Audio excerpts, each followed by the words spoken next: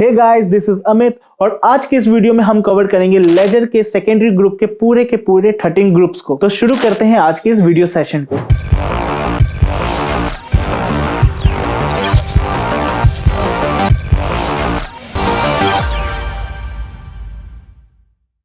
तो चलते हैं हम अपनी स्क्रीन पर और डिस्कस करते हैं हम अपने 13 सेकेंडरी ग्रुप्स को। तो जैसा कि हमारा पहला सेकेंडरी ग्रुप है रिजर्व एंड सरप्लस। अब ये रिजर्व एंड सरप्लस होता क्या है? प्रॉफिट से बनाए जाने वाले रिजर्व को हम रिजर्व एंड सरप्लस कहते हैं और इसे हम रिजर्व एंड सरप्लस की कैटेगरी में रखते हैं। फिर सेकंड आता है हमारा बैंक ओवरड्राफ्ट। जब बैंक हमें जमा से अधिक की राशि, यानी कि हमने जितना बैंक में जमा किया है और उससे एक्सेस अमाउंट हमें जब देने लगे, यानी कि अधिक राशि हमें देने लगे, तो उसे हम बैंक ओवरड्राफ्ट में लिखते हैं और इसे हम बैंक ओवरड्राफ्ट कहते हैं। फिर आता है हमारा सिक्योर्ड लोन। सिक्योर्ड लोन वो होता है जिसमें हमें लोन के लिए हमें किसी तरह का सिक्योरिटी हमें जमा कराना पड़ता है और उसे हम सिक्योर्ड लोन की कैटेगरी में रखते हैं। सिक्योर का मतलब ही होता है सिक्योरिटी, यानी कि हम जब लोन लेने के लिए किसी तरह का हम सिक्योरिटी डिपॉजिट करते हैं उसे हम सिक्योर्ड लोन की कैटेगरी में डालते हैं। फिर आता है हमारा अनसिक्योर्ड लोन। अनसिक्योर्ड लोन वो लोन होते हैं जिसमें हमें किसी भी तरह का गारंटी नहीं देना होता, यानी कि हमें उसमें किसी भी तरह की सिक्योरिटी डिपॉजिट नहीं करनी पड़ती है। इन सभी तरह के लोन्स को हम अनसिक्योर्ड लोन की कैटेगरी में डालते हैं। फिर आता है हमारा ड्यूटीज एंड टैक्सेस। इसमें सभी प्रकार के टैक्सेस इस खाते के अंतर्गत आते हैं, जैसे आपका CGST,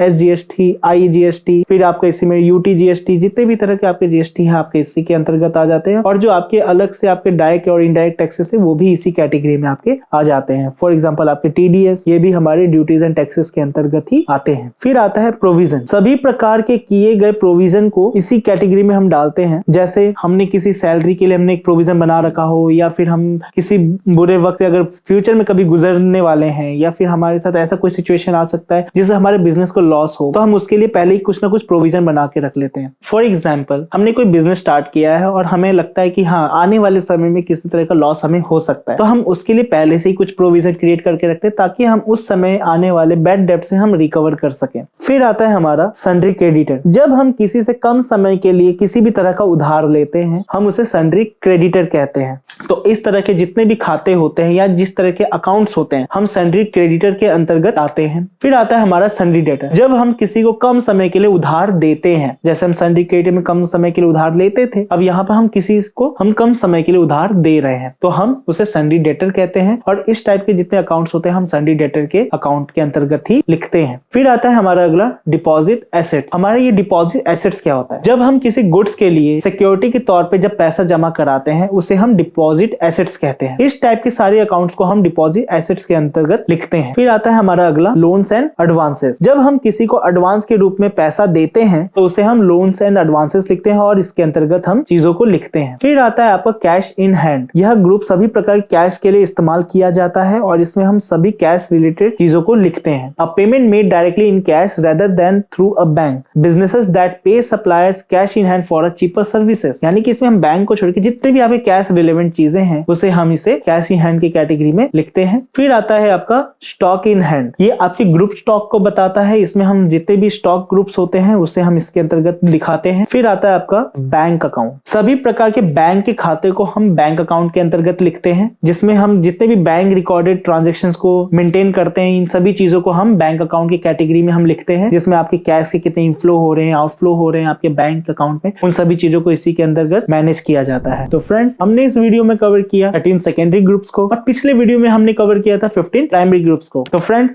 हम मिलते हैं अपने नेक्स्ट वीडियो में जिसमें हम लेजर के ऊपर कुछ प्रैक्टिकल्स करेंगे। तो आज के वीडियो के लिए बस इतना ही। तब तक के लिए बाय बाय। कोई भी सपना साकार करने के लिए सबसे जरूरी है सही कोच का होना। चुनिए बघेल इंस्टीट्यूट को और करें अपने skill oriented CS and IT courses का सपना साकार। Download the app now.